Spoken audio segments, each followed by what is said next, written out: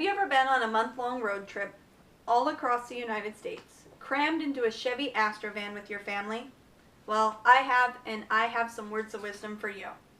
Hi everyone, I'm Tracy Dawson, and I'm here today to talk to you about my freaky culture, or as I like to call it, my family vacations. First, I want to talk to you about the importance of navigation. Secondly, we'll speak about how to pass the time on a road trip. And finally, how important it is to make those hotel reservations. Now, when I was little, my family went on a month-long road trip every other summer. Navigation hadn't yet quite been invented, so we did it the old-fashioned way. And by that, I mean the folded-up road map. Luckily, gas prices were rather cheap back then because my dad's motto could have been, "I know a shortcut." Now, thanks to 30 years of advancements, with navigation, you can easily have someone else yell at your father in a computer-generated voice instead of your mother. The second point I want to make is how we pass the time while we're on the road.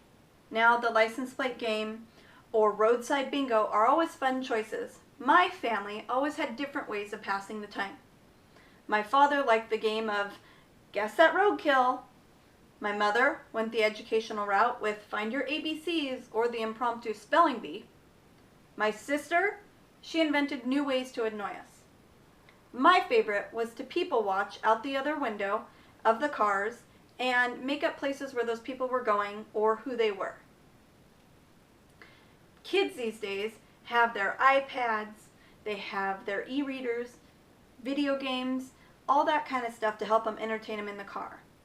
Now, I look back at my childhood and I fondly remember the times that we were spent doing all these different weird things in our car to pass the time while we were on our road trip. My final point is about making hotel reservations in advance. I want to tell you a story about the time my family was on a road trip. We were headed to a small town named Deadwood, and it's just outside of Sturgis, South Dakota.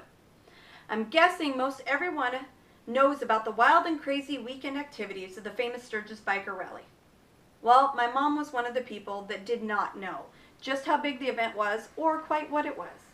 We pulled into town and immediately she realized this was no place for her two young girls. We drove as fast as we could out of town to find a new place to sleep. The only problem was there was no hotels within 100 miles distance that had any rooms. Now, this wasn't just because of the Sturgis Biker Rally, but it was also the 4th of July. My dad came up with a plan to stay inside of the parking lot at the Radio Shack. Well, I spent all night up thinking that the sounds of fireworks were actually the sounds of gunshots. Needless to say, we've never not had reservations past that point. From today, my hope is that after our time together, you remember that navigation is a necessity, that spending time thinking about how you're going to occupy your time in the car is always important, and it's always best to know that your hotel arrangements are made in advance. I want to leave you with a quote from Dwight D. Eisenhower, and he said, "Plans are nothing, but planning is everything." And with that, I thank you.